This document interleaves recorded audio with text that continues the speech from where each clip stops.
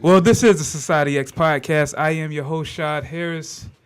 We was off a week. Now we're back, and we got a great episode with a lot of great people. But before we get into them, Kory, how you doing today, man? I'm doing great. How are you? I'm doing wonderful. Are you ready for Christmas? I am ready for the holiday. So I'm gonna go visit my mom and my grandparents. And you bought some gifts? I did buy some gifts. For some people. So my Christmas has definitely been canceled for like the 4th year. It has? Damn, Yeah. I'm sorry. Yeah, the entrepreneur lifestyle doesn't really make a way for Christmas gifts. So you and the wife are just gonna hold hands and Yeah, we're gonna just be cuddled up in love. just cuddled up in a blanket. Watch a couple like Hallmark Christmas movies. Man, that's special. Yeah. Or is she gonna buy your gifts that go to her and you just like talk about it like you did it? Nah. No, okay. Just no gifts. Just no gifts? Just no Okay. gifts, yeah. All right, that's We're just what's gonna eat good and watch TV, Netflix. That's cool, man. That's cool. Yeah.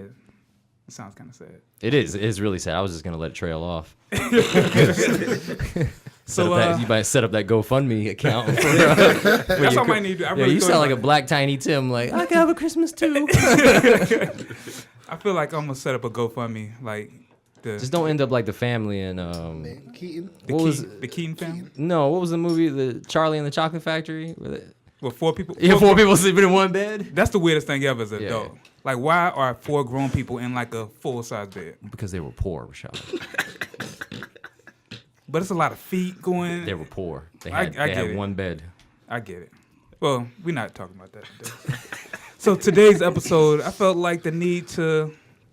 I've been wanting to do this episode since we actually started this podcast, but wanted to have like a real open dialogue with, some pastors, men of the church, and just try to get their understanding of religion, being spiritual, just all that good stuff that comes with church. Some of the stuff that people are kind of shying away from right now.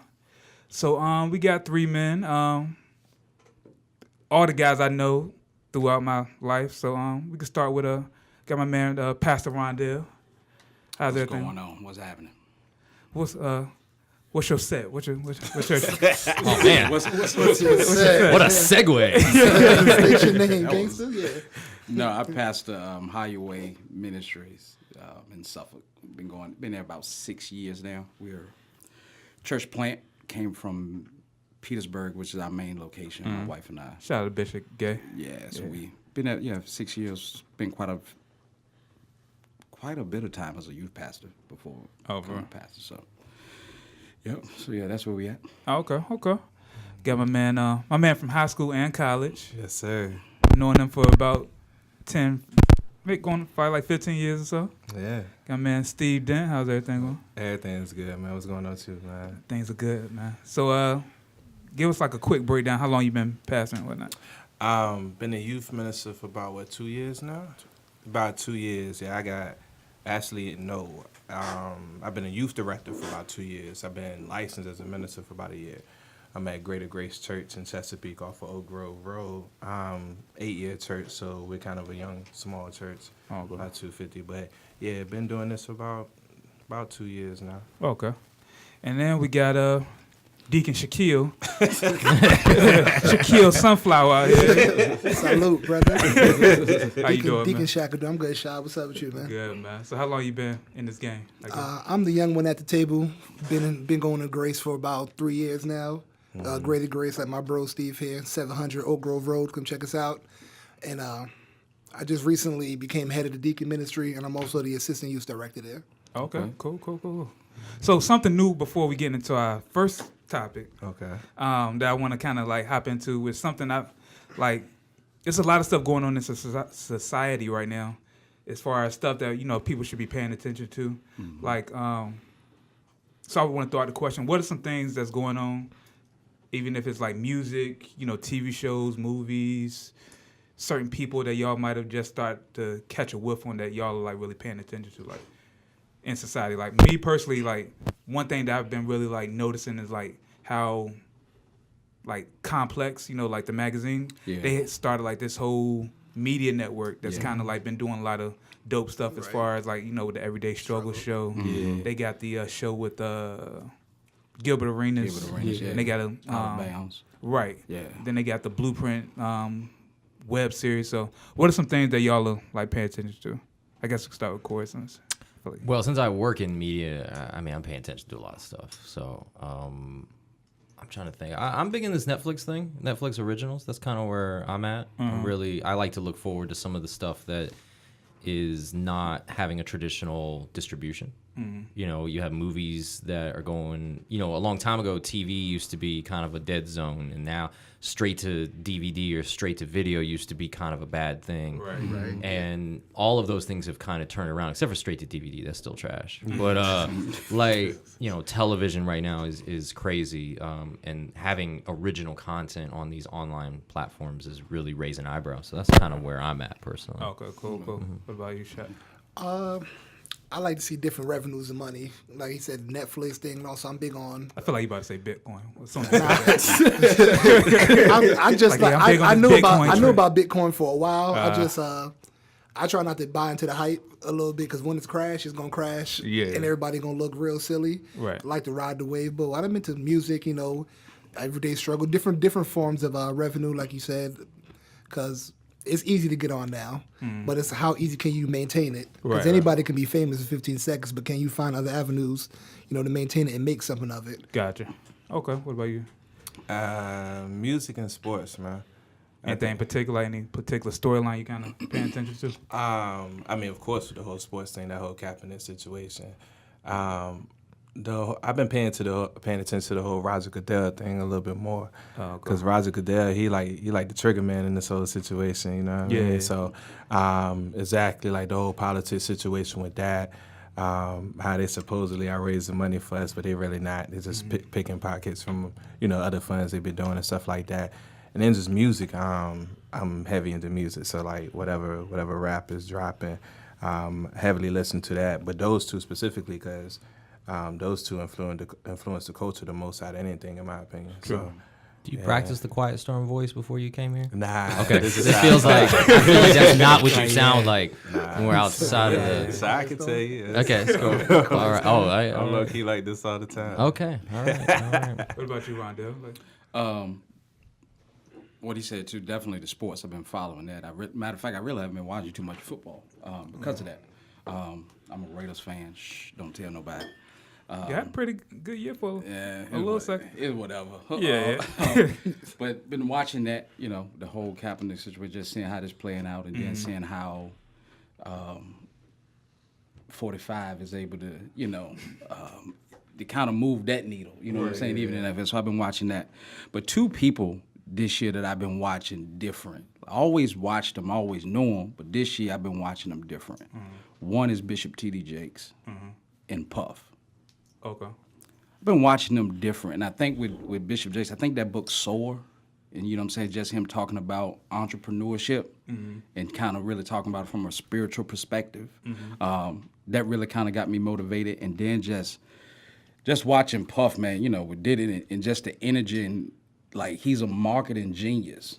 Like it's almost like, man, like what if he put his name behind something, if he put any energy behind something, like it's gonna take off. So those are the two people I've been watching, and just the whole NFL thing as a whole, just watching that. Gotcha. Okay. Well, I guess it's time to start this off. So on our first segment called Like, oh shit, I'm fucking. What's the story on how you lost your virginity? I was curious if you were going to do it tonight, and I'm so happy that you did. Actually, I wasn't going to do it. I was gonna switch it up. That wouldn't be the Society X way. Then I was like, you know what? I need to keep that same energy that came. Yeah, it's a brand. It's a brand It name. is a brand name, like Pepsi. All right, you want me to go first? Yeah.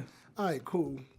I was 12. I don't want you to get, kicked out of your church and nothing. So. Unless you lost your virginity in the church. in the In the pulpit. church. Trust me, Getting head in Then the you might pulpit. deserve to get kicked out. you wouldn't be kicked out of our church at all. Trust me, not at all. I was 12. It was the summertime, and my man next door, Raj, shout out to him. His cousin was visiting from Georgia from the summer. Older chick, I won't say her name because I don't know if she's married or anything now. And towards the end of the summer, you know, like how you said, I'm gonna get this by the end of the summer. You was just trying. I was 12. I don't know what it meant, but I was going on. get it, though. I was gonna get it. Going I don't through know what it a meant. I was just going through the mystery motions. goal. Yeah, but yeah, she was older than me. She was 16 at the time. Oh, that cougar. Yeah. Hey, so, you know, towards the end of the summer now, it was outside. You know, if anything about New York, you know, everybody's outside all summer. And it went down. She was like, "Yo, follow me." Outside? He was in the park, brother. Chill out. And it was in the park. We went inside the slide. Gave her the best 30 seconds of her life, man. Now it's one of those enclosed slides where, like, you know, like the tube. Like a tube Nah, with just you know, wide like- You open. just open wide open. All right, it's the long slide, right? The long slide. And it just, Don't even open that with door. the wide, it's partly enclosed. It's enclosed like at the top. At the top, Like, yeah. But we were at the yeah. bottom. Nice. Yeah. Oh, wow. In my head, I thought you was in the middle. nah. Like you was in the joint like It's like Spider-Man. I'm not an acrobat, brother. Never been. So what was the rest of New York City doing? Because I've, you know, like there's Probably people watching that everywhere. all-star performance. Thousands of people. Wow. People everywhere in New York. This is like in the middle of the day. This is nighttime, like about 11:30, 12 and 12 It's midnight. still wide open in New York. It is. Yeah, it's the projects here, probably. Yeah. I didn't care. I was getting mine. I was excited. Hey, brother. Hey. Okay, do you think, man? So that's my Man, story. that shit. Steve, Mine I was think you're gonna be able to beat that one. Nah, I ain't. That mine was funny. mine was bad. You know what I'm talking about when I say this. But I was working at Pizza Hut at the time, and went to downtown Suffolk. And you remember the girl I was with the whole 4 years of high school? Yeah. I ain't gonna say her name. It wasn't her. Oh. It wasn't her, man. It was a coworker of mine at Pizza Hut, similar to Shaq. She was older, had a kid and stuff like that. And one night I was at work, get a phone call from her. She's at the Econo Lives across the street. Kind of lie just sounds real sketchy, man. Downtown Suffolk, you lost me at that. Like, it got sketchy from there. Yeah, Econo Lives was sketchy. That's why she was like, I'm at the Econo Lives. And I'm like, okay, what are you doing at the Econo Lives? Like, why would somebody just go get a room at the Econo Lives? And so she was like, Suffolk's finest, right there. she was like, yo, just like slide through when you get off unless you're scared. So at this time, I'm eager. I'm like 17 years old. I thought it was gonna happen with, the high school sweetheart. It didn't. Things led down different paths. Hold on. Like never? Nah. That was a crazy situation, man. She made a pact. 4 years. Yeah, she made a pact with her friends that she wouldn't do nothing until she was 18.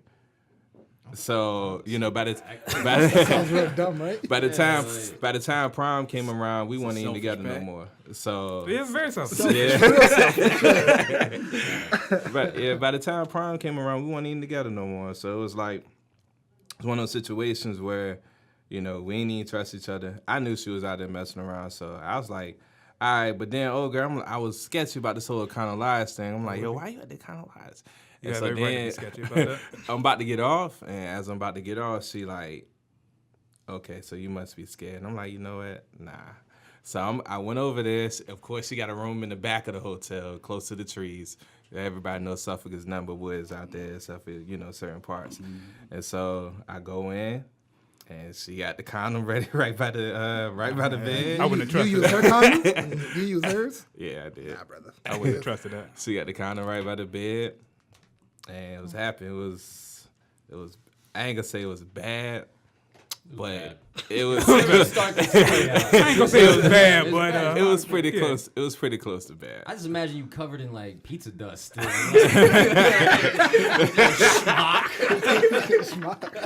I definitely still had my uniform on when I went over there. What is pretty close to bad? you ain't got to incriminate yourself. Like on a scale of 1 to 10, I give it about a 4. That's bad. yeah, that's bad. That's bad. That's bad. That was bad. That's Yeah. next to horrible. Yeah. Yeah. Yeah. So yeah. You ain't got to say no more, man. Rondell, Man, it was one summer. I'm just at the house. Get a phone call. What you doing? Nothing. how old were you? 15. Oh, okay. Yeah, 15. What you doing? Nothing. Come over to the house. Summer, parents at work. I went over there. I already knew what time it was. It was kind of pretty cut and dry.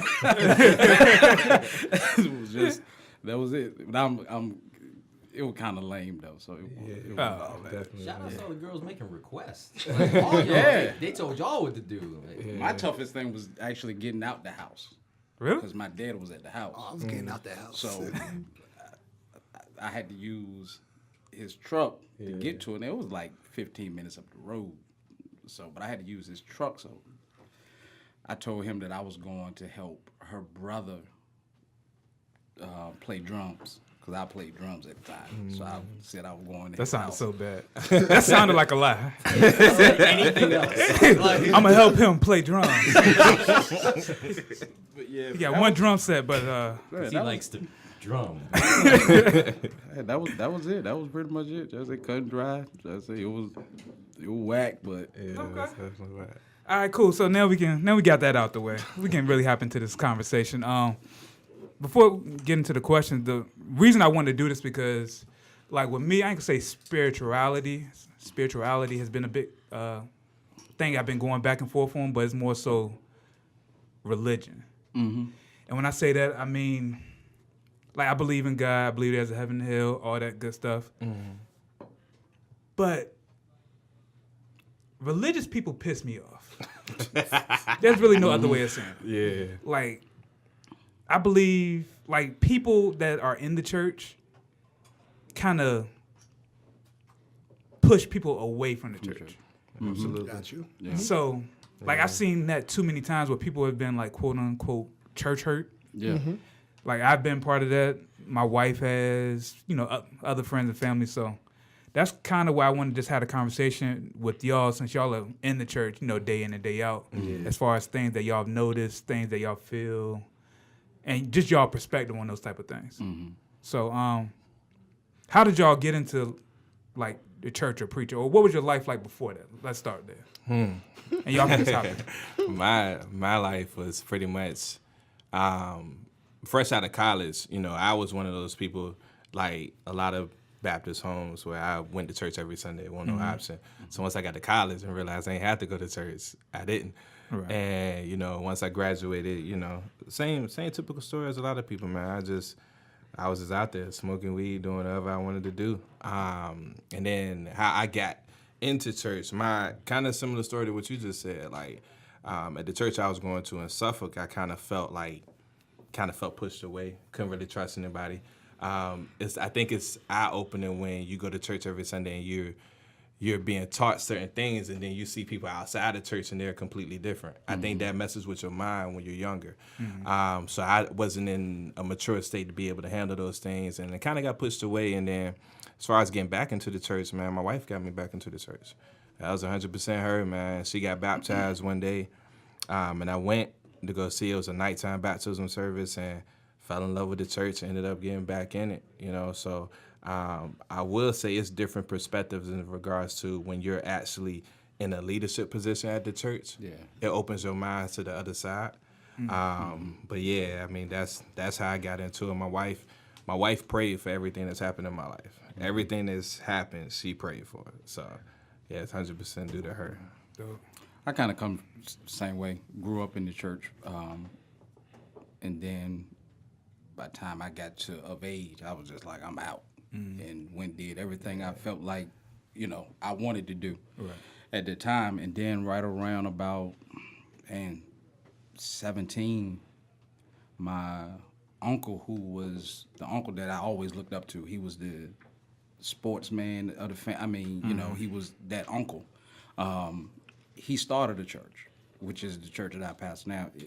He started the church, and at first it started off as, I'm just going to help Unc out. Yeah. You know what I'm saying? Like, I go help clean up, just do whatever because this is my uncle. Right. So I'm just going to help Unc out. And then before I know it, I'm listening, I'm learning stuff.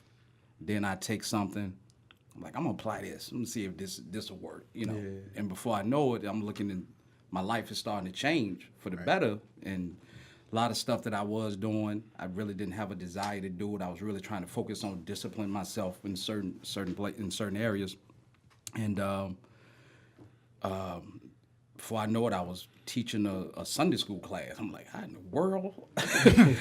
So I started teaching a Sunday school class. Then I started a teen Bible study and just started talking to, teenagers. And I don't know preacher stuff. Just having but I'm just conversations. having conversations with them, about, boy, this is what I did, So started from there, and man, and it's been like that. They've been going ever since. You know how when you don't know how to swim, you go to the pool and you got that uncle with you. You already started super deep. Voice change. When you go to the swimming pool, you about to drown. He pulled his hat down a little lower. See a light coming, right? Yeah, But go ahead. But now, like when you go to the pool, you don't know how to swim. Your uncle says, "Oh, you don't know how to swim? I'm gonna kick you in the water." You know what I'm saying? You're gonna learn how to swim on your own. Sink or swim.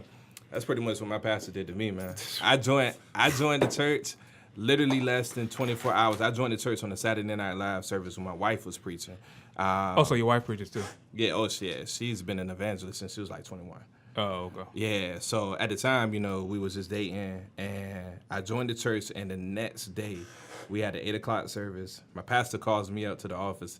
I feel like I'm getting called to the principal's office. Never in my life have I been inside a pastor's office or even got called in there. And I go in there, and he automatically was like, "Yo, we've been praying for somebody to come and lead a mentor program. We understand that you already had the desire to do it.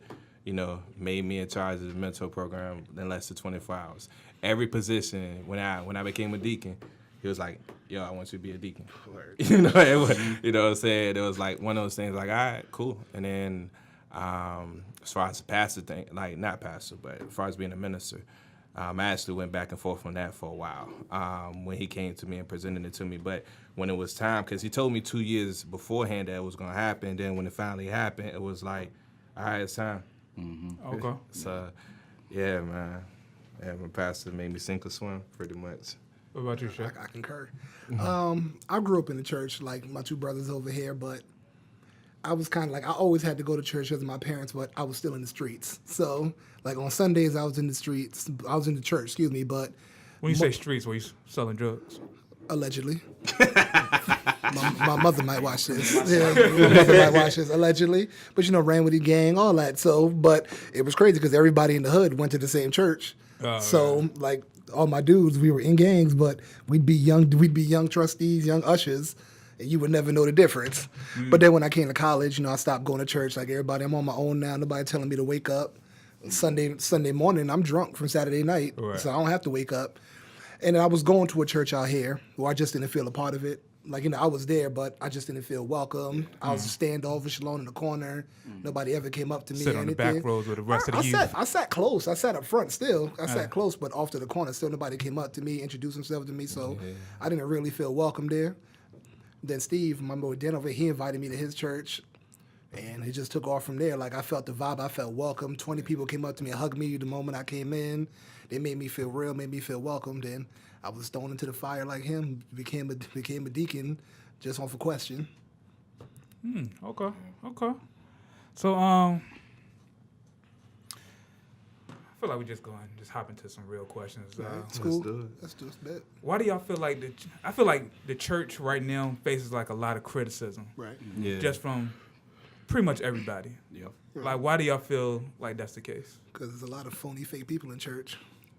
Real talk.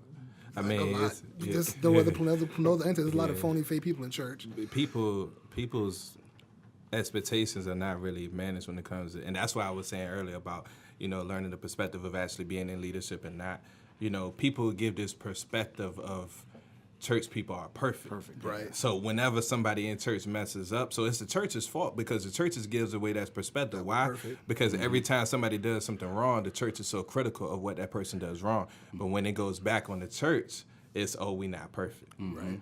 You have to manage people with anything in life. You got to manage people's expectations. But who sets that expectation though? It's an old standing tradition. Like, Yeah. it's something that you can't shake. You can't- It's you been can't something change that's been set in it. stone already. Yeah. You can't. That's one of the things. You can't change that. The only thing I think people can do, especially people that are leaders in church, is govern themselves and make sure that they're living what they're saying. Right. That's it. Because if But then if you like don't live up to what you're saying, Well, it depends on what you're saying. Like, what are you telling people? what are you saying? Don't put an expectation on yourself that you Right. know you can't live up to. By no means will I And- tell anybody that I'm perfect, that I know the Bible back and forth. I'm new to this. Like, I'm 3 years into the church. I would never tell anybody that I can quote every scripture. I know Jesus' sandal size. I don't know none of that. Right? I don't know nothing. I'll keep it real with you. I don't know nothing. What? You want me to tell you what? I forget to pray sometimes at night. I do. Like, I keep it all real. Like, do. if I go out with my friends, if I'm Fall going to have a asleep. drink or two, yes, I will. And here's Like, yeah. and here's the other thing too. I think it's been so many, and I say the word, it's been so many cats that have been crooked, That too. and I think a lot of crooked cats get the publicity where it's some good cats that's actually living it, doing right, treating people right, welcoming people, loving people, but they ain't getting the shine. You know what I'm saying? They ain't getting the shine.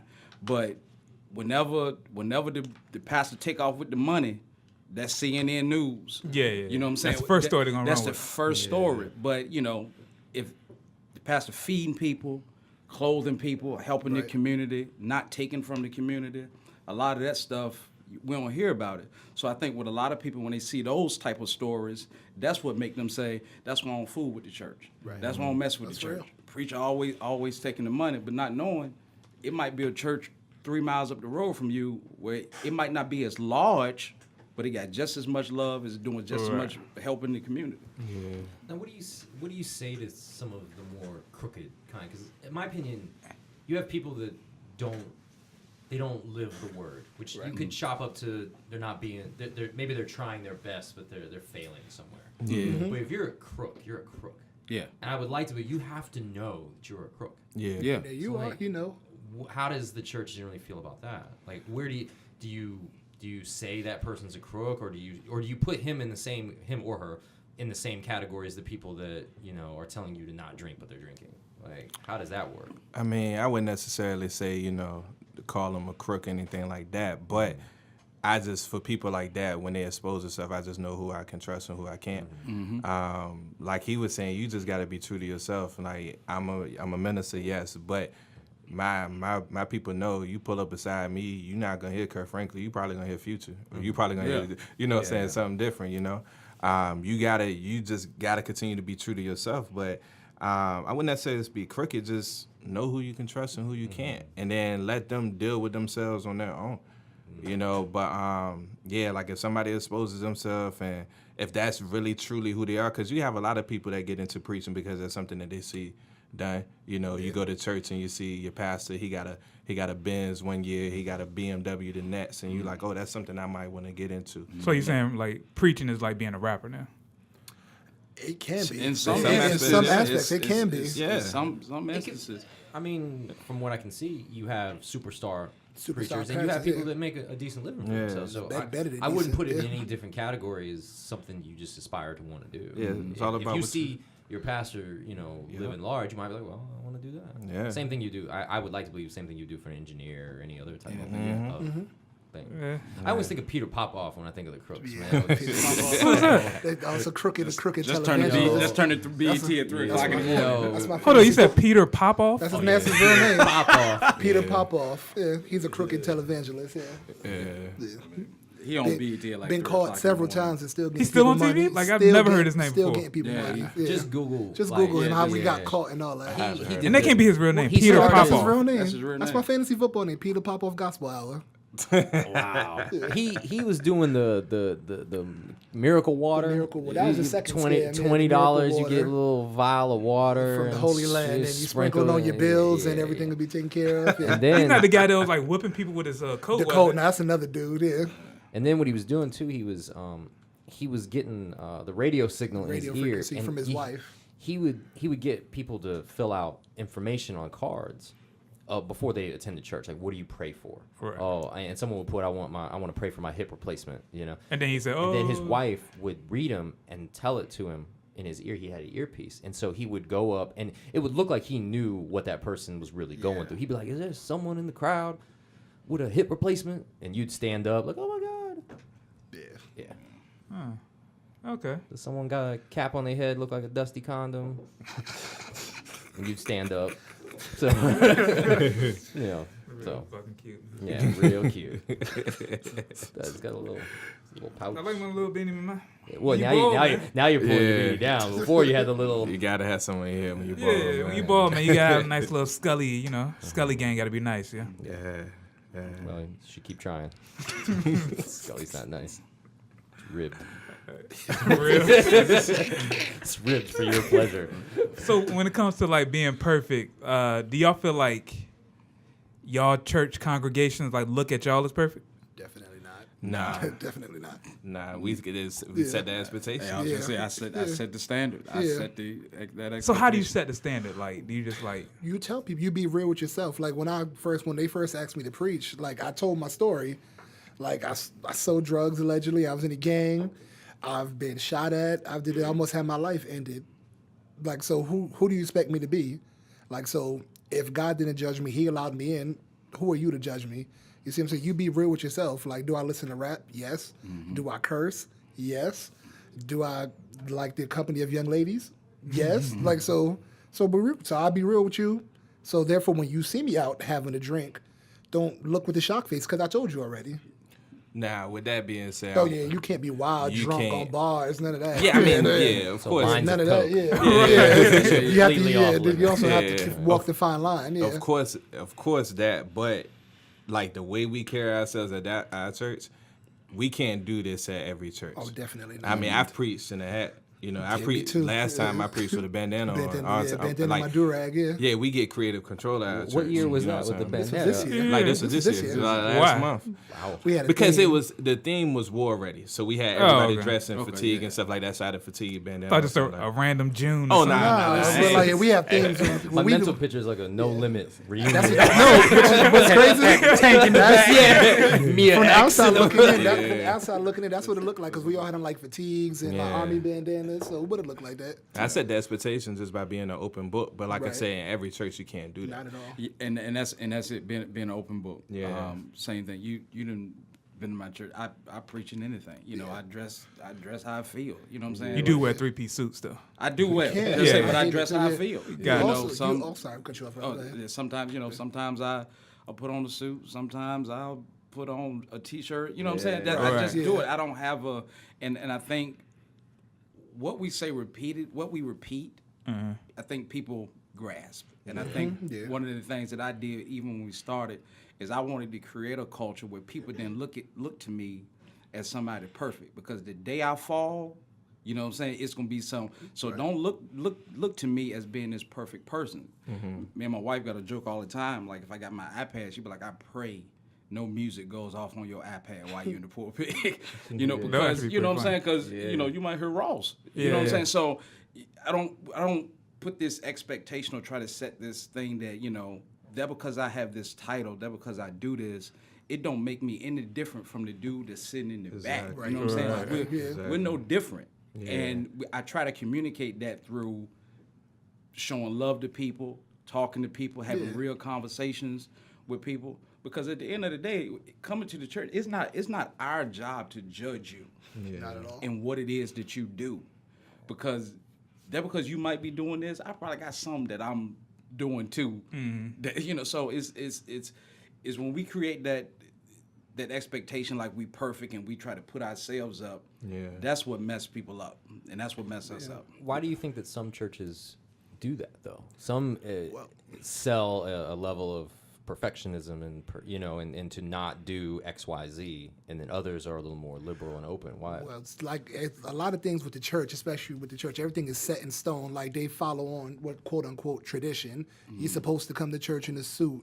You're supposed to, read your hymn and read your Bible. And that day and age, that's gone now. That's not working anymore. That's when Kurt Franklin came out. He was so criticized because he was doing stuff to try to get the youth involved, trying to get the kids. He did. He was You know, stomp. he was stomped. He was rapping. Wearing baggy clothes. He had His rapping was rappers. trash, by the way. It Watching worked, but it porn worked though. on But the side. watching porn on the side, he was Very though. Yeah, he was Oh, I addicted. know Addicted that. to Yeah, porn. he was addicted to porn. He was. I know So that. he wasn't perfect, but he admitted it. Yeah. So Side note, has he had like face like surgery or because he something? looked like Plies. He looks completely Plies, different. the same person. Yeah, but he looks completely different now though. I don't know. I That's the think Matrix. It's a good man. Botox, man. I Good think he's money. just, I think he's just old. No, he had a picture with Kanye. And he looks like somebody else. I think For he real? gets skin treatments, man. That's probably bleaching? it.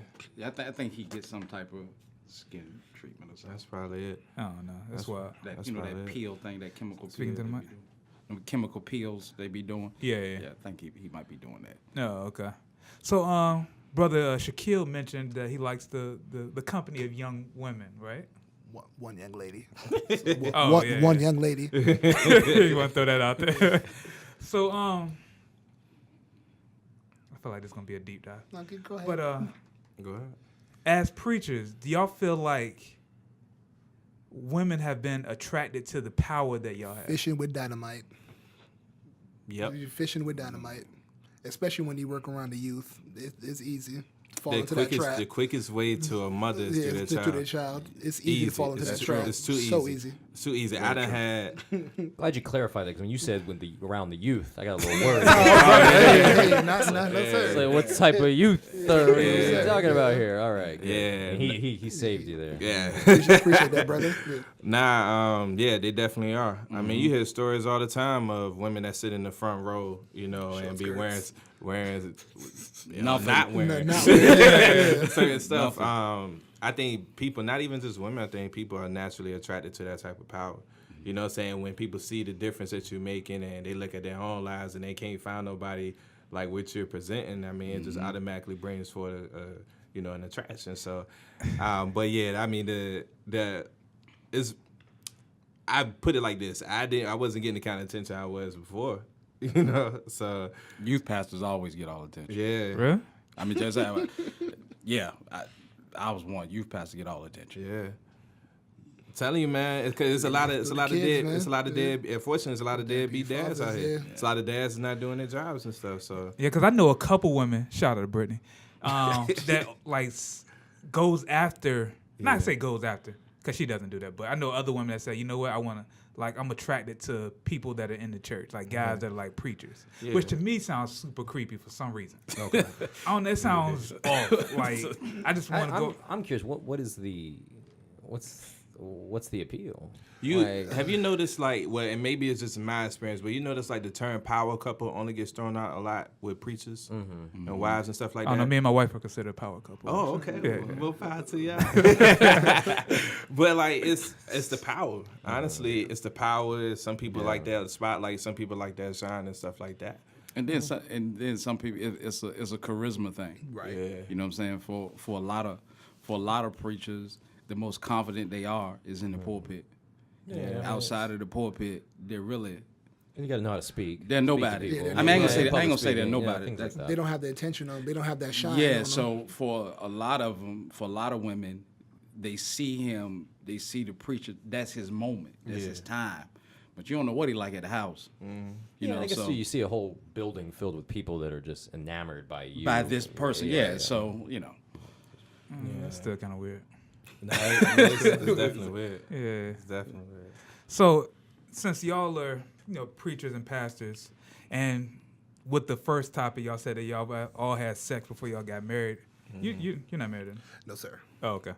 So, what are your actual thoughts on sex before marriage? Because me, as somebody, I claim to be a Christian. Right. I also believe you should have sex before you get married. Okay. Because I feel like Test drive the car before you buy it. yeah, the whole thought of you and your future wife both being virgins, y'all not have sex, the whole time y'all dating, and then just y'all get married and things are supposed to be just great after that. I got you. In my head, that's not real. Because even if you might get married to that young lady and be like, you know what, I like such and such, and she doesn't know how to do that. She doesn't even want to learn how to do that. And then you're just miserable for forever and a day. So Doesn't have to be forever in a day. true. You can true. tap out if you You want. can definitely tap out. But so what are y'all thoughts on? Again, who am I to judge? Like, if you do it, like, is it the right thing to do? No. Technically, Scripturally, no. no. The scripture says no. No. But then again, I'm doing something. If I do something that's not right as well, if I do a sin as well, no sin is greater than the other. So who am I to say you're wrong for fornicating, but I'm right for doing what I'm doing? I mean, in my situation, me and my wife was having sex before marriage, and then Shout out you and your wife getting it popping out here. and then my wife, she started feeling guilty because, like I said, she was an evangelist, and she had that early calling, and she felt guilty because she's like, how can I talk to people and people come up to me for advice and stuff like that. A lot of my friends be asking me spiritual questions and stuff like that, but I'm clearly out here doing something wrong that I'm not supposed to be doing. So she came to me and was like, we got to stop before we get married. It's like a crushing blow, but my relationship with her wasn't built on sex. I think in my only experience. What's your wife's name? Was my wife? Man, My you relationship. married the same woman. My relationship with her wasn't built on sex. I think if it's a situation where you guys, because some people do fall in love because of sex, you know. So if it's a situation where your relationship is built on that and that's a main focus for you, and you get into it and it's terrible, then that's a deal breaker for you. But if your relationship is not built on that, and you know, it's kind of like I hope the sex is great, but whatever. Then I don't think it's a big focus for you. So it all just depends on what your focus is. I gotta interject because I feel like everything in a relationship, like if we put it on a scale, like equals the same thing. Yeah. Like as far as importance. Sex is important. Right. It's important. So if y'all both are, But what's the foundation of the relationship? even if the foundation is built on love, let's say Okay. it's built on love, Okay. and you have sex, and the sex just ain't really hitting like the way you need it to, you be like, I mean, you can learn sex. Yeah. My foundation. Shod, you can learn sex. Yeah, my foundation built on. I can tell you, my foundation of our relationship is built on chemistry. right. So with the right chemistry, you could figure out anything. So when my wife, we actually when she cut. Is that a Hallmark card? That's pretty good. My wife, I just imagine you saying that in gold letters That's pretty good. with a cream background. my wife, man, when we stopped having sex, man, it was another year and a half before we got married. Ooh, So it was shout outs to that. It was tough. But once we got married, the sex was better than before. And I was about a year. You said a year and a half. I was about a year. Yeah. And the same thing, me and my wife, it's a vibe that we got. I was, he said chemistry. I was just like friendship, like we homies type of thing. Yeah. So, and just you can learn sex, but if it's strong enough and it's deep enough, you just. I think I see where you're going, though. I have He just think, well, what if she whack? What if not what if she whack. No. I'm talking about her. Yeah, like what if? I mean, what if- everybody in the quip the same, you know. So I see where he going. I can't Like mess with some anybody people, else, some though. people, I some can't people mess you with need to go another to the dude. store and get some stuff for. Some people natural. I don't know. I'm not You don't know where I'm following- going. not I'm not following- following you. I know you going. I need to spell it out. I know Yeah, I'm you. not I know following you. you, bro. I'm not spelling it out. You don't know where he going with that? Some vagina is dry. Yeah. Oh, that. but I see what you're saying on that. But as far as skill set, Yeah. Okay. Yeah, That can be learn learned. that. You can learn that. That Corey, can, Corey, They what's have your thought? games now. Corey that had they a can- 10-year whole period, so Listen, when I personally would not, I have my own beliefs of marriage, and I would like to accomplish a lot of things before marriage. I don't want to learn while we're married. I kind of want to know everything is kind of all right. So I'm with Rashod. Like I couldn't, that wouldn't be my thing. And I had a woman tell me that. They're like, I'm waiting till marriage. I was like, oh, well, you know what? This ain't gonna work. I had that happen. And but I'm honest about that. I was like, I have valid reasons. Like, you know what? I'm just not in that state of mind yet. Yeah. And if that's where you are, you deserve a guy that's gonna respect that. Yeah. I was like, I'm not gonna respect that. But how did you really? Let me ask you a question. How did you really feel about her though? Was it a situation where I didn't- you wasn't quite sure about No, her? I mean she let it out early. I'm talking okay. like first date. how was second your date. how was your respect for her? My respect was fine. I respected her before that and after that. It's just Okay. I knew that I was like, this is not gonna work between you and me. Yeah, the Because same thing one, hap- I'm in a hoe phase. Yeah. Two, even if you do survive the hoe phase, like Yeah. I have a personal belief that I would like to do these things before marriage. Yeah. So I mean, because even it happened with me where I had a situation where the girl I talked to before my wife kind of hit me with the same thing. I was like, nah, this ain't gonna work. You know what I'm saying? But I didn't feel the way I felt about her as far as my wife. Yeah. My wife was something different. Like my wife was, yeah, but how hard were those months though? oh, that was crucial. It's real Oh, it was hard. crucial. Because I had to go 10 months. Because I mean, it's are you part of the club too? Yes, I am. Yeah. I mean, it was the craziest thing ever. Like I was in the gym, like lifting heavy weights every day. He was marking the calendar with X's. Like you can't miss it if you ain't never had it. But you didn't had it. That's a painful. Mine was a painful year. I will say this: it's easier when you already know how the car drive, though. It's easier. Like if you going That into makes it sense. and you That- I not, could you see have, that. and Never you have had no knowledge of it whatsoever, I could see why it would be hard. Yeah. I can see why it would be hard. You know, so I'm just not a learn on the job kind of guy. Like, you know what I mean? Like, I personally believe marriage is just kind of a formality. Like, Yeah. you've accomplished everything. Not everything as a couple, but you've gotten through a good amount of things that you need to do, and marriage is just kind of a next step. But I have a question that kind of is for both of you guys. If you have people that, sex before marriage is classified as a sin, correct? Okay. Absolutely. So you have people that sin, but they're aware of it and they know it. And then you have someone, Rashod, you've admitted that you believe in this sin. Like, this is the sin that you endorse. I rock with. You rock with. I sign off on it. How does that work in the community, in the church community? When you have someone who's willing, like, I sin, I'm not changing, currently right now, and he's married, so he can't go back on it. But yeah. Shy got to come to his own intuition on his own. That's it. You don't love him no more. I mean, you don't love him no less. But it's just a situation where he got to come to that on his own. Only thing I would say, and this is based on my experience, but when we started doing things the right way, God honored our relationship in like a tremendous way. Okay. I mean, like once I believe, like if you do everything the right way, God will honor you for it. But at the end of the day, it's kind of like talking to somebody that smokes weed and really doesn't see anything wrong with it. Yeah. Like, so they're gonna continue to smoke, regardless of what society Is says. smoking about weed it. a sin? Go ahead and say it. Go ahead. I only smoke weed, but I know this. Specifically, smoking weed is not necessarily a sin, but the Bible does say to treat your body like a temple. So anything that could cause potentially harm to your body, you're not really supposed to do. But is that causing harm? Depends. There If are it's- studies if- that say it does cause harm. Yeah. If you're smoking Enough. enough of it every day. I know my cardio was trash when I was smoking weed. So eating pork is a sin then? I ain't see that. We There got to also do is some the- research. Well, I eat pork. That door big because Right, yeah. if anything that's harming our body, I mean, I like honey buns. Too many honey buns So there's can be a also problem. You know what I'm good saying? things in excess. If I only choose to eat, 4 pounds of lettuce a day, like that could probably cause some form of damage. And it can, Yeah. And not eat other things, or if I, Right. only drink juice versus water. You know what I mean? So I mean, Yeah, anything in excess so it could be can debatable. mess you up. Could be. I think it's very debatable. It is. It's very debatable. All right, so what are y'all thoughts on people who claim to be spiritual versus religious? Like I said, I kind of fit in that, but just because, like I said before, I hate religious people. It's no problem with it. It's absolutely no problem with that. Religion or religious is just a way of doing things.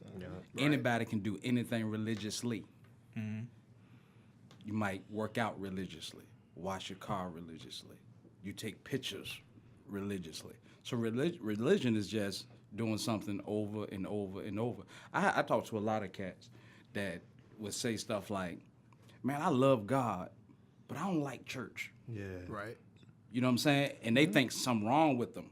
And that's is not, and the goal is spirituality and not religion. Because religion has gotten us into some of the stuff that we're in now. When we was talking about traditions where stuff has just been passed down. So Yeah, 'cause I think the only time that I was like, there's been 2 times when I've been like heavy in the church, like on my own. Otherwise, I've had like my mom or girlfriends like, hey, let's go to church. And I'm like, I don't really want to, but I'll go. But the times I went, like when I was in high school, and there was like the church I went to just had all the bomb girls, so I went on my own every Sunday. That's a good reason to Yeah. go. And then when I was like in my Sound mid, like Grove. it was. Yeah, shout out to Grove. Shout out Reverend Marin over there.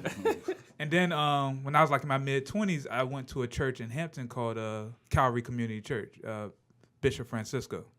And the way I used to go like Wednesdays, I never went on Sundays. I used to go on Wednesday, and the church service was literally an hour, 55 minutes. They sang 2 songs, they preach about like real stuff, and then we was out. And I loved that. Right. So that got me out like the religious mode, or back up. When I started to go to another church that was more religious, I hated it. Because you could tell that people are doing stuff because of the tradition of it. Right. You saw systems. You saw the Right. system, Yeah, you just saw a system in place, and it was just like you just went to an organization on Sunday. You just saw this system. at Right, work on right, Sunday. right. So You have to go to a church that fits you. Like you have to find that church. And a lot of people I knew, they do church hop because they try to find a place that seems like home to them. Yeah. Like the motto at Grace is real people with real problems. Like I love that because everybody in church is not perfect. Your pastor's not perfect. Like even though you may hold him to that high pedestal, which I do, your pastor's not perfect. Your pastor goes through problems. Like your pastor has trouble with his relationships. Your pastor has trouble with his bills, things of that nature. So if you find a place like that where you can relate to not only the people in the congregation, but can relate to the people that hold the titles, like that's a good thing for you. Like if you're all about tradition, go to a church like that for you. If you're like that, you would hate our church. Like you would probably walk out of service at my church. If you're all about tradition, the book, you stand up, introduce yourself, all that jazz, you would hate our church. You have to go. You have to go with makes you comfortable. stand up and introduce yourself. All that. yeah. That's Trash old, principle. old tradition, right? That's how you know what kind of church you're in too. If they start introducing yourself, you know you're in an old time church. Yeah, my mom, she only comes to my church when it's time for me to preach.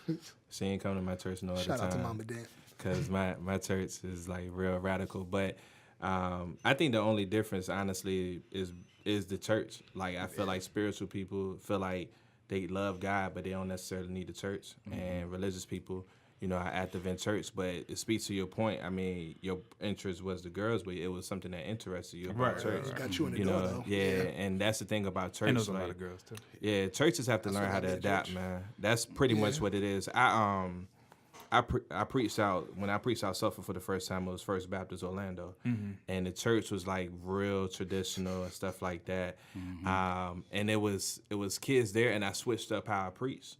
I preached like I don't preach behind the podium. I preached in front of them. I pretty much told my story, but I related it to the Bible.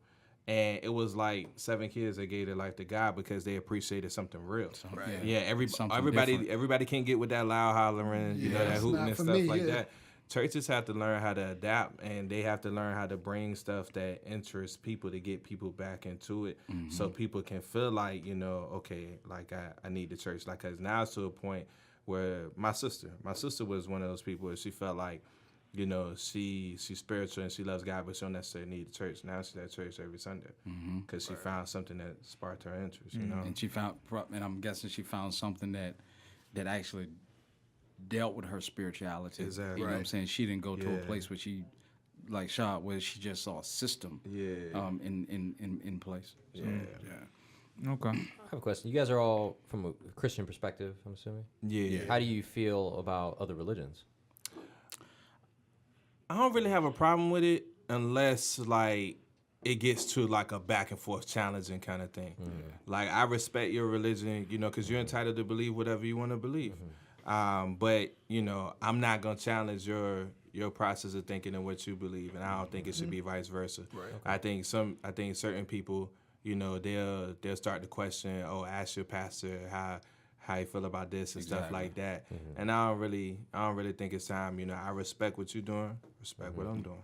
I don't get into arguments with it. I try not to get baited into the barbershop argument. You know what I'm saying? So I try to avoid those at all costs and just let my light shine and keep it moving. No diss to anybody, just so you can believe whatever you want. Okay. So what do y'all feel is like the most challenging thing about being a pastor or in leadership? I'll let you take that one. I'll let you take that one first. For me, man, it's where I start. One is sometimes you can see more in a person than they see for themselves, and sometimes that's frustrating. And then the ability to help people. Sometimes you want to help everybody. You want to change your whole community. You want to change the world, and running into obstacles with things like that, things like resources, having the resources to do it, and that's for me. That's my biggest challenge. Me is even in church, people can take your kindness for a weakness. You know me for a long time. I'm a very easygoing guy. I like to help people and stuff like that, and it could be times when people take that for granted. And then when it's time to switch up the protocol, it's like a life-shocking thing. You mean like somebody like trying to test you? Nah, not necessarily that. Not necessarily. I ain't ran into that problem yet. I ain't ran into that problem yet. Word, yeah. They think you pussy out here then? Nah, ain't nobody. Box you in the aisle?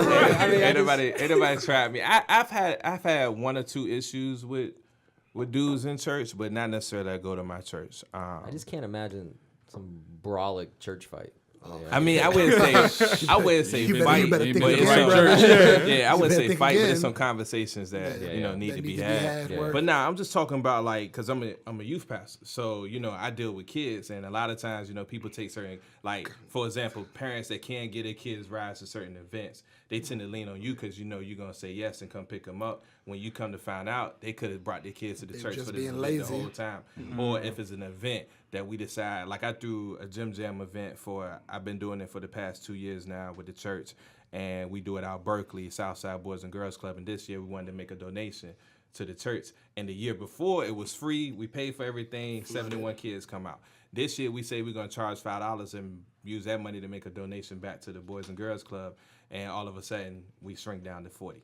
Because we're charging $5, you know what I'm saying? People take things for granted. People take your kindness for granted, and they think you're always supposed to say yes. And Black people like free stuff. yeah, All the time. and But they, everybody like free stuff. yeah. So Like a dealing little with, PC cleanup there. Yeah. Everybody. Everybody. and then what he said too, as far as you seeing potential in people and they not seeing it. But I just feel like that's kind of like the gift and the curse of dealing with kids. You're always gonna get that. You're gonna get those kids that listen to you. You're gonna get those that you got to stand by because they don't.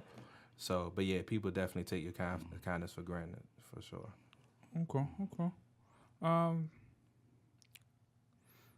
Do y'all feel like y'all can be yourselves? Like just in general? They ain't got no other choice. Yeah, definitely. I do. Yeah, I'm myself always. Ain't got no other choice. I mean, the church I went to, the Baptist church I went to in Suffolk, I ain't wear a suit. Now, with that being said, the pastor did tell me, I could come as I was. I did wear a button up.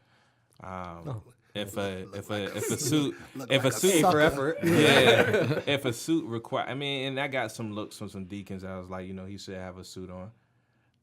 I mean, if it require, I'm never I feel gonna. like you had like a Jay-Z like button up. Like The did. cufflinks on. Yeah, with the I did. blueprint jam. I did. some S dots on or something. I did. I Jazzo. definitely had some Yeah. sneakers on. But I mean, if it required, I'm never gonna like turn down an opportunity to spread the message just because of dress code. But at the same time, I'm always gonna be me. Right. So they ain't really got no other choice. I mean, that's the one thing. Like I did tell whoever, my pastor or whatever, like if you want me to come to your church or you want me to speak, you're gonna have to take me as I am. you got to. Because there's no. I feel like you lose yourself when you switch your mode up. Wasn't my second time preaching. My second time preaching was I preached with my bandana on, because I wasn't part of the gang, and to get the message through, like I wore my bandana the whole time to show that people can change. Like, and then at the end of my sermon, like I dropped my flag on the floor to show the kids that you can have a past, you can come from a certain life, but that's not the end all be all for you. So I'm always myself no matter what. Every message I try to spread to the youth is like, I don't care what you've done. Like, you can change it, but it starts with you. Like, you have to want to change. So I'm always myself when I go out and speak to people.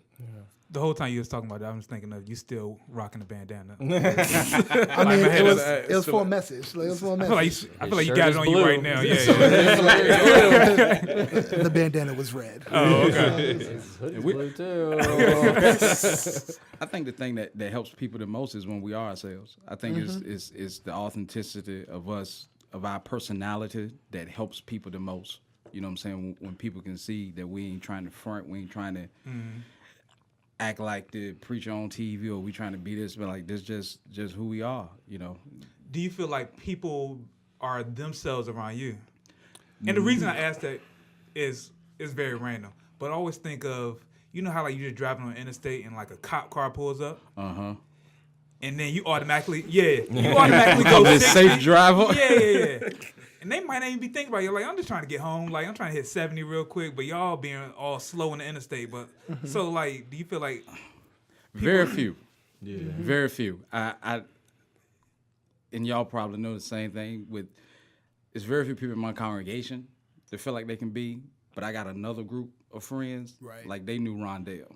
Yeah. You know what I'm saying? It's one group of people that only know me as pastor. Yeah. That's all they know me as. Then I got another group, they know me, so I think within my congregation, I think, and it's cool. I think it's a level of respect that Right. they have, so they don't get too comfortable with me or whatever. But I do know this, though, that you got to have some people around you that can be themselves. Yeah. 'Cause after a while, you get tired of The fakeness. people just telling you yes Yeah, because you yeah. the pastor, you the youth minister and all that type of So stuff. you ran into that. Yeah, of course. Yeah, I've had it. Yeah. I've had that. My situation it's weird because like the kids feel that they can be themselves around me, but the Us, not the parents, parents. Yeah. nah. We know like, stuff. We know stuff. Even that though they their probably like parents won't 15 even years know. older than you and Yeah. stuff. Like, go ahead. We done bailed these kids out of like some Yeah. jams. Like their I parents I thought you don't were know. gonna say jail. Oh, I've bailed kids out of jail before. Yeah. parents, That's they switch up your language around you. All this other stuff. Like they slip up say the N-word. Oh my bad. I'm like, Brother, just be I yourself. say it. Yeah, that's cool. If you say it, if that's what you say, that's what you say. I don't say it.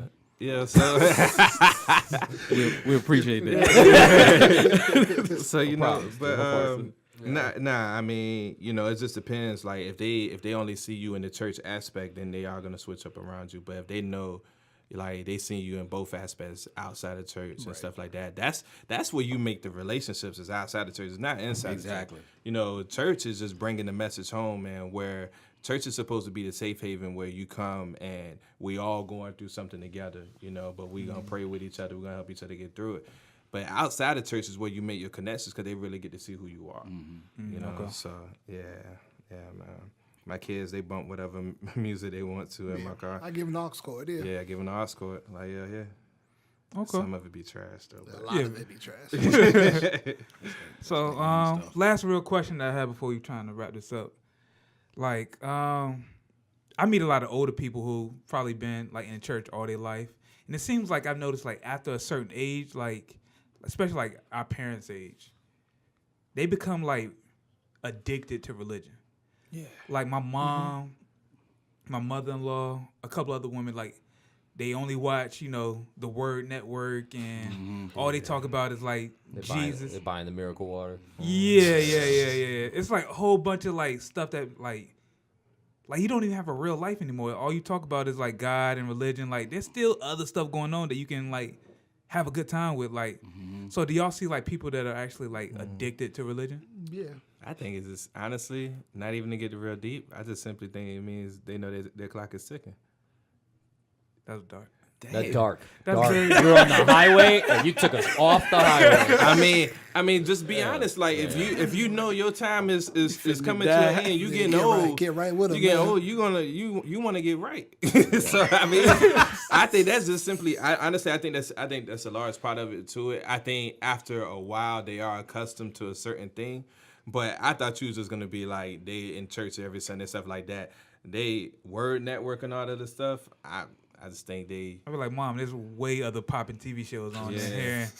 they gotta get right. Kenneth Copeland Now, on see, there. and for me, I see the opposite. Really? Yeah, I'm seeing more older people now starting to live. You know what I'm saying? Starting to live Their life. outside. But our church is split. I got one group that's baby boomers, and then everybody else is millennials and Generation X. But I'm seeing more kind of older people. They living. Like, they ain't sitting at home watching Word Network and all that type stuff. They taking trips. They tired of church. They tired of Yeah, They're tired of even monotony. my mom. My mom is, I think she was there at the birth of Jesus. I don't think it's no holier than her, than my mama. But she's come to a place now where now she want to go on trips. She want to do things where at first it was church, and that don't change her relationship with God. That hasn't changed, but it's like now she want to She experience want to live some life. Yeah. Yeah, she want to You're live more life. comfortable where you are when you know yourself and Word. when you can answer that question. If somebody for the longest time I could not answer that question. People always like when they want to guilt trip you, they always be like, yeah, if you die today, are you going to heaven or are you going to hell? They always try to guilt trip you with that question. And for a lot of times I was just like, man, forget you. Why you even asking me that question?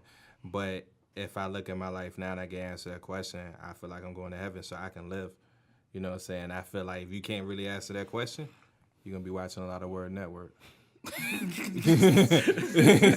the water. Drinking the Pouring it on my bills. So, you know, but yeah, man, I mean, when you're comfortable with answering that question, you can live.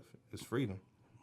Well, Rashod started out with, that you weren't a fan of religion, and you just mentioned something that you didn't like. Is there something that you guys you don't like about religion? Tradition. Tradition. Tradition. Yeah, That's tradition. about I it, hate yeah. the old mode. You have to do this. You have to do that. Church is so much more than that. Like, there's no set way to do one thing. Like, why can't I come to church in my jeans and Jordans and wear it fitted in there? Why? Like, show me where it says I cannot. Yeah, That's just it, breaking man. the mold. Yeah. Yeah, big women with them big hats, and then I was in my own church, and we had guest ushers, and I had my hat on, and I walked past the usher. Take the Usher hat came off. and tapped me on the shoulder and was like, "Take your hat off." I had $40. I'm keeping And, it and going. I'm like, dude, but Would you chalk that up to religion, or is that just like how men are supposed to be? Like, when I come in a certain place, I definitely take my hat off.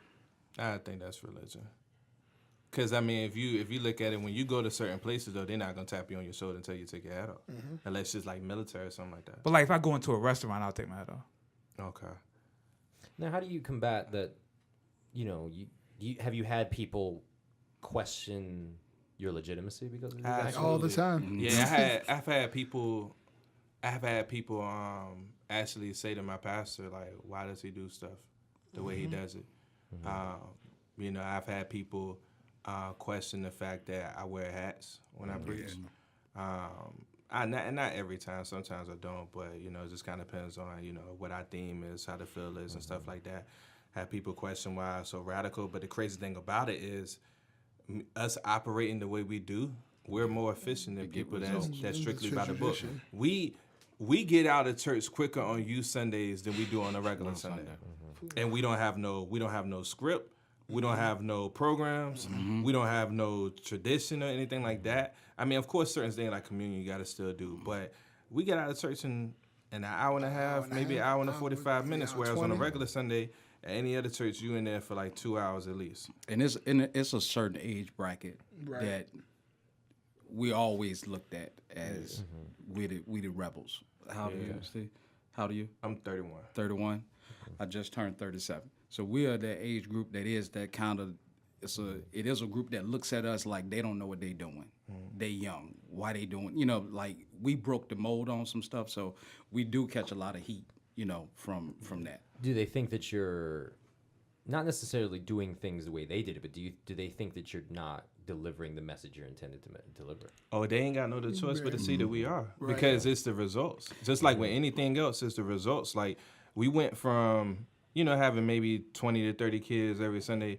We got 50 to 75 kids every Sunday. Every Sunday. You call when the pastor releases, my pastor releases for church.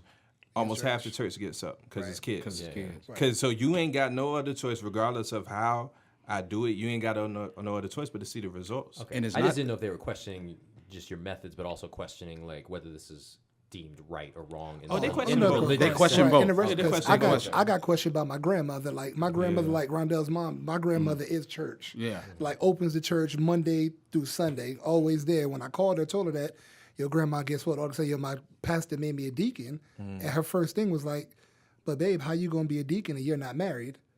Because the Bible states that a deacon is supposed to be a man and have one wife. So that was the first thing that's she in the went to. Bible? Yeah. Well, we also That's the first thing stone she went people to. when they Yeah, sin. so so like people question me. I'm so young and I still walk a line where like I'm not 100% religious. Like I'm not a holy roller by any means. Yeah. So people question all that. Well, how does he hold this position? That how can I question the vision that my pastor and God has for me? Like, who are you? My pastor licensed me randomly. It On the was in a spot. non-traditional order. It was a situation where I preached because it was it was a crazy service. I preached for 9 minutes. During the service, my pastor asked his executive team, was like, "Yo, he ready? He ready? What y'all think?" During my sermon, and they was like, "He ready." And afterwards, I gave him the mic so he can close service. He was like, "Steve, stay right here." I had no idea, and he licensed me around the Right there on spot. the spot. And the next Sunday, somebody had asked my pastor, was that the proper way to do it? Like, should you have done it, that way? People are always going to question stuff that they're not accustomed to or they're not, witness to. But like I said, the results speaks for themselves. Can I piggyback on that? People have questioned you. Is there anything, I mentioned randomly, we don't stone people anymore. Yeah. Like, is there anything that you question personally about religion and the Bible and that concerns you? It's for me, it's a lot of the traditions. We look at a lot of the traditions and a lot of things that we've been taught. And as we've gotten older, when we start asking why, nobody can tell us why. You know what I'm saying? It's the That's a whys. lot of where my issues come from. Yeah, that's the why. Why can't I wear a hat? Why do I have to dress like you're not this? supposed You know what I'm to, saying? right. On a Sunday. But as you said, we're getting the results. The results are there. Yeah. So they might be mad at our method, but you can't knock what's happening. So I question, and I cut you off. No, I go question a lot of stuff in the Bible that doesn't make sense. Speak on it, brother. Yeah, speak It's on it, like, man. because even to a point, like when stuff happens in my life, like I'm not ashamed to say, like I question God, like, why did this happen? Like, why does it have to happen? Like, my best friend lost his 7-month-old baby, like out the blue, just like that. Why? Like, what did that baby do wrong to you? True. One of my best friends from New York who tried to live the right life, like he left the hood, moved to Atlanta to raise his son the right way. Killed in a car accident the day before Thanksgiving, just recent, just like that. Like, why? Like, I question all the time. I don't question stuff like that. I question stuff like, where's the dinosaurs in the Bible? I got you want to. Okay, I you- got you- you. I want got one of you, those. I got you. Deep thing. you history book. Yeah. I'm just like, stuff doesn't. Science states that humans and dinosaurs weren't at the same time. So But why would there be a mention of the dinosaurs in the Bible? because the Bible goes from the creation of everything Oh, okay. I'm sorry. I see what you're saying now. Okay. to life. Yeah. And there's no Then- mention of dinosaurs. right. Okay. Yeah, there you go. But just stuff like that, kind of like even when I was a kid, I had these questions like, so Moses just like parting Red Seas, like really? I mean, I'm with you in the same boat. Obviously, I had a lot of questions I didn't get any answers for. So yeah, I mean, did you just part the sea? Like, I don't know, just stuff like that. talking bushes and It's hard to things like believe. that. It's hard to believe, yeah. It's hard to believe. I mean, some stuff even for Moses, it was hard to believe that God was in the bush. Talking to him in the burning bush. Some stuff is just hard to believe. I mean, even when it comes to religion, you read some stuff in the Bible. Some stuff is portrayed a different way. Like I was having a debate today about Jacob and Esau, and how it's portrayed that Jacob was he was a deceiver and stuff like that. But I debated how Esau was found and stuff like that. Yeah, some stuff is just hard to believe, man. But Do y'all believe everything in the Bible is 100% accurate? Because to me, it sounds like how like there's a drunk dude like telling stories, and a lot of stuff is gonna be supremely Fabricated. Yeah, it's a fabricated. tall I tale. put all these animals on a boat. Yeah, it's a it rained for some days, you know. Yeah, I mean, the I Bi- do. Yeah, go It's ahead. a- I do that just because my faith is attached to it. Right. Right. You know what I'm saying? And part of God's divinity is his mystery. Why would we worship a God that we could figure everything out? If I could figure everything out, I wouldn't need him. Yeah.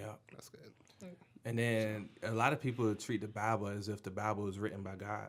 Right. No, that's by- why, it's written by that's man. part of my issue because I know it's written by man. Yeah. So I feel like man could have just you know what, we was popping back in. I'm know, gonna the make eight- this story. Yeah, yo. I got a story in there like that nobody know about, yo. My section gonna be kind of popping, so I'm gonna throw a little sauce on it and make it, Historical fiction, basically. Right, Historical right. fiction. Yeah, I mean, the Bible is written by authors just like any other book, but it's all based on perspective and the things that they were able to witness. And everybody's perspective of each story is gonna be different, but I don't question what happened. Mm-hmm. I don't question what happened in the Bible at all, because like he said, my faith's attached to it. Right. I got you. I'm just thinking of I remember a couple years ago, people thought that the zombie apocalypse was about to happen because somebody was taking bath bath salts. salts. Yeah. So what if somebody saw that and you know what, we writing that? What is? Oh yeah. I look at it like that. Like there's a lot of stuff that could have happened, that somebody could have So you just. think maybe Moses didn't part the Red Sea, but they did something that involved the Red Sea, and someone wrote that down. Right. He Yeah, I don't know. They did something in the water. You know what I mean? Yeah, But they yeah. wrote it down as you part the Red Sea. Right, Is that right. what you're saying? Yeah. I think for me, it's just God appointed certain people to do certain things. So, I mean, just for me and my belief, I don't think He would appoint somebody that would actually take that story and fabricate it or, take it for self-glory or anything like that. Mm-hmm. You know what I'm saying? I think the stuff that's recorded in the Bible is based on perspective, and that's why, Luke is going to read different than Mark, and Mark's going to read different from Matthew, but at the same token, the same basis and foundation of the story is being told. So I don't think He would have appointed somebody that's going to actually take it for granted and stuff like that. You know what I'm saying? Just like me, just like us being up here, we're able to have a real conversation, that started with sex and stuff like that, but we're able to actually talk and give a good perspective on that. You know what I'm saying? If God didn't trust me to be in this room to actually give that perspective, I wouldn't be in here. See, I also was always wondering, why'd the story stop? Like, seems like the story is kind of, it's the book and then that's it. And then we just got to now we've got to run with it. Yeah. Like, why, but I'm sure someone would argue the stories haven't stopped either. But. I mean, only reason why I would say the stories did stop, their stories did, but everything for my life at least that I've gone through, I can relate to the Bible. And everything that my kids have gone through, I've been able to. Sometimes kids come to me and they have problems and I don't even answer it. I just be like, hey, look, read this. And then once you read this, come back to me and let's have a conversation. And I did that for one of my kids, and when they came back to me, they was like, you know what, I get it now. And I think everything that life didn't stop. I don't think life stopped. I just think that everything that should be there is there. Right. Because I believe it is God's word, and I think everything that needed to be is in there for us to live by. I think if it was something else that may have happened that it would have been there. But I think what we have is what we need. And we have other references as well. I mean, the references called life. Mm-hmm. You know what I'm saying? Sometimes Hallmark. You're very deep. Very deep. References is called life. My sister tried to teach me about credit, but she was like, your life is going to be your best teacher. And, some stuff you don't always have to reference. Hold on, she said that to you like verbatim? Yeah, like verbatim. That's deep as shit. So like life. Yeah. I mean, she was like, she like, cause she bought me some what was it, Susie, who does the financial stuff? Susie Cumin, I can't remember, something like that. Something like that. And she gave me all these DVDs and books for Christmas, and Susie Oldman. Yeah. I was kind of looking at her like, this is a Christmas gift. gift. Weren't you? Yeah, this like giving it. Yeah, this is like Christmas. Ain't nobody gonna take that gift. Yeah, and she saw my reaction, and she was like, I could try to teach about credit, but life's gonna be your best teacher. Mm-hmm. And I just feel like, like he said, everything that's meant to be in there is in there, and then let life teach you the rest. And not just life, other people's life. Yeah. You don't have to be. Sometimes experience ain't always the best teacher. Sometimes the experience of others, is our best teacher. Absolutely. All right. Well, I feel like that's a great place to wrap this conversation up. Cool. So let people know where they can find y'all at. You can come to Greater Grace Church every Sunday. Service starts 10 a.m. Mm-hmm. Come as you are, please. If you come in a suit, you will be the only one. You will be overdressed. Just come as you are. Come out, have a good time. If you want to reach me on Instagram, I'm at TopShotta1914. TOPSHOTTA 1914. You seen the movie Shotters? I am full-blood Jamaican. We have to watch it at 5. Oh, okay. Yeah. Okay. Just making sure. Yeah. And Shotters is trash, by the way. It's a classic. And they say Bella's a classic when that's trash. Same thing, Greater Grace Church. A lot of people probably out there know it as Grace Fellowship Worship Center. We just changed the name. So Greater Grace Church, 700 Oak Grove Road, like Shaq said, 10 o'clock in the a.m. service. I'm the youth pastor there. So like I said, come as you are, stuff like that. And then also be on the lookout for No Father, No Excuse. We relaunched No Father, No Excuse in 2018. So be on the lookout for that. What's your social media? Instagram is Baldhead Reasoning. Snapchat, same thing. You sound like a battle rapper. Baldhead Reasoning. Actually got it from Martin. When Martin was joking Tommy, it was like, I ain't got time for your Baldhead Reasoning, Tommy. So I took it ran with it. First, man, Shod, appreciate it. No problem. Thank you for thank you, man. having me up here. But you can Come see us at Highway Suffolk, 1607 Bridge Road in Suffolk, Virginia. We're right there near the Harborview area. That's every Sunday. It's not in Harborview. It's Close to Harborview. It's out there. Stone's throw. Stone's I throw. love when Suffolk people argue. I live in Suffolk. I live like in Harborview. It's like a good 20 more minutes. You ain't throwing no stone in 20 minutes, brother. It's Yeah. not 20 minutes. It's like a good 20 minutes. not from Harborview. What's the street that is on? On Bridge Bridge Road. Road. Over 17. both bridges. Going towards like Chuckatuck. Oh nah. Yeah. That ain't happening. My mom lives in Yeah. Suffolk. Unfortunately, I call it suffocation. Come on. Yeah, but we're out there every Sunday at 11:30. Come on out, and I'll be there. I'm the campus pastor there, so I'll be there. Wednesday, well, actually, we're moving our Bible study from Wednesday to Tuesday. So starting first of the year be Tuesdays at 7. So come on out. All my social media is Rondell Davis, RONDELL DAVIS. So All right, cool. Per usual, you can catch me at Kory Ray Smith, Kory with a K. One half of Viz Inc., where me and Treezy do the Kind of Movie Critics podcast with our other cohorts. And then I got my own thing at BustedWideOpen.com, where we review wine, beer, and spirits. Spirit God. Yeah, Ghostbuster. I kill spirits. Bars. Shout out Zane Z. Jones Jr. Man, I love you, man. What up, Doc? All right, this has been a great episode. Once again, you can find me everywhere that's Shod Harris as well as Society X Podcast. I feel like next week is going to be a great episode. This was a great episode as well, but just trying to have a couple like just strong conversations. So anything people want to talk about, want to hear us talk about, please, hit me in the DMs. Say, this will be a great conversation for y'all to have.